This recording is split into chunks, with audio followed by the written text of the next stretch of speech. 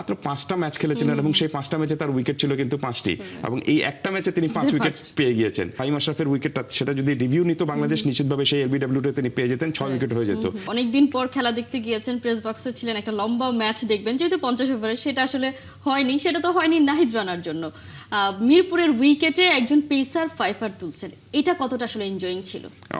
অবশ্যই খুবই এনজয়িং ছিল এবং তার চেয়ে বড় বিষয়টা হলো যে নাহিদ রানা কিন্তু আপনি যদি তানজিম সাকিব যদি ইনজুরিতে না থাকতেন বা হাসান মাহমুদ যদি ইনজুরিতে না থাকতেন তাহলে এমন হতো যে নাহিদ রানার এই সিরিজে খেলারই কথা থাকতো না, কিন্তু তিনি সুযোগটা পেয়েছেন এবং সুযোগটা কাজে লাগিয়েছেন দুর্দান্তভাবে।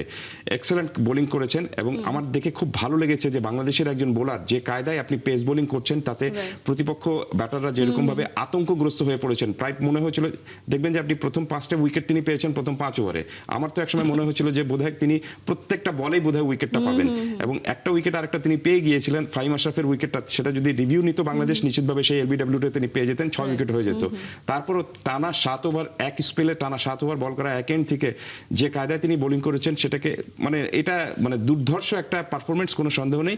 এবং বাংলাদেশের মতো একজন পেস দলের থেকে একজন পেস বোলার যে কায়দায় মিরপুরের উইকেটে, আপনি একটু আগে বলছিলেন যে মিরপুরের উইকেট সাধারণত আমরা জানি যে একটু আপনার স্পিন ওরিয়েন্টেড উইকেট হয়ে থাকে, বল একটু দেরিতে আসে, কিন্তু এই উইকেটটা আমরা যেটা দেখেছি যে এখানে সিম মুভমেন্ট ছিল এবং সেই মুভমেন্টটা কিভাবে কাজে লাগাতে হবে সেটা চমৎকার কায়দায় করে দেখিয়েছেন Nahid Rana. Hats off to them, hats off to him. আর সবচেয়ে বড় বিষয়টা হলো যে এর আগে তিনি মাত্র 5টা ম্যাচ খেলেছিলেন এবং সেই 5টা ম্যাচে তার উইকেট ছিল কিন্তু 5টি এবং এই একটা ম্যাচে তিনি 5 উইকেট পেয়ে গিয়েছেন।